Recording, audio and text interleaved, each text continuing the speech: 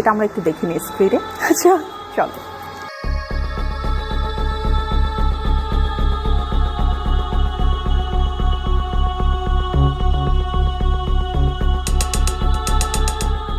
পায়ে ফেলে দিয়ে পা দিয়ে লাথি মারি এবং তাকে আমি অনেক অপমান করি।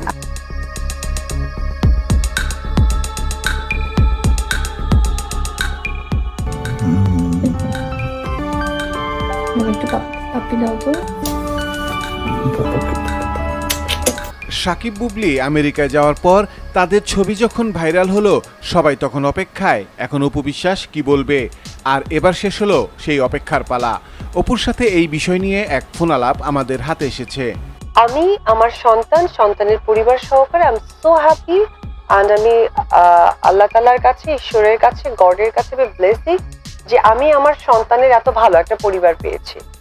আমি যে ব্যাপারটাকে অলওয়েজ এক্সপ্রেস করার চেষ্টা করি দুঃখের জায়গা থেকে, ফিলিংসের জায়গা থেকে, যে আমার একটা সাজানো জিনিসটা কেন ব্রোকেন হয়ে গেল। তো ওই জায়গাটা আসলে হয় কি সামটাইম আমি ধরে রাখতে পারি না, ইমোশন ধরে রাখতে পারি না, মেয়ে মানুষ তো